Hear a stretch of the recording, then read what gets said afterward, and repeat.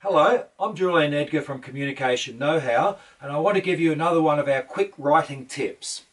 Now, when you write, you're always writing for an audience, the reader. You're not writing for yourself. I often say to groups, if you're writing for yourself, you better stick to writing a diary, because when you're writing, it's for someone else. Now, as part of the planning that you do prior to starting writing, you really need to think about the audience you're writing for. It might be one person, maybe your manager, it might be 1,000 people if you're writing for a website, it might even be unknown people if you're writing a tender bid or a submission or something of that sort. But here are some key questions to ask yourself before you start writing, and each of these questions is about your reader, your audience. Firstly, what does your audience already know about the topic that you're writing about? If you tell them stuff that they already know, they'll just start skipping through your work, and then they'll miss the points that they didn't know. So start off by thinking, well, what do they already know? Because I'm not going to tell them that again. The second thing to think about, what do they need to know? Remember, you can only work out what they need to know after you've thought about what they already know.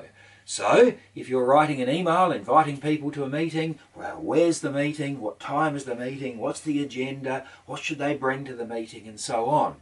If you're writing a tender submission, what do they need to know about your company? They need to know about your experience in the field, your competence in the field, how you're going to be able to deliver on the contract, and so on. The next thing to think about is what words will they understand?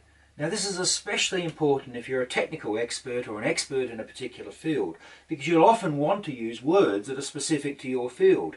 But will your audience understand them? Always write in a language that your audience understands, otherwise, again, communication is going to be very, very poor. The next idea, what concepts will the audience understand? What ideas will they understand? Now, that's a bit different to what words will they understand, because here you're talking about ideas. Perhaps you're talking about a proposal, and the proposal involves a new type of software. Do they know about that software? Perhaps you're talking about a new procedure. Are they aware of that procedure already, or will it all be completely new to them? And you really need to explain the ideas before you can actually start selling your proposition to your reader. And two extras to consider. How much time has your reader got? Are they going to only want to glance through it, get the message in a few seconds? Or are they going to be happy to spend 5 or even 10 minutes reading what you've written?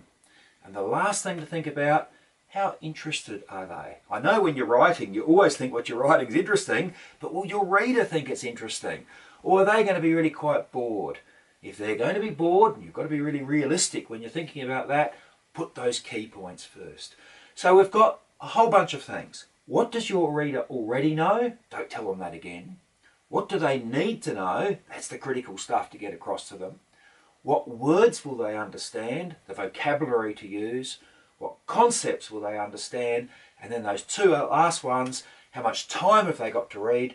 And how interested are they in reading what you're going to write? They're the things to think about before you start typing, before you start actually writing. Thank you.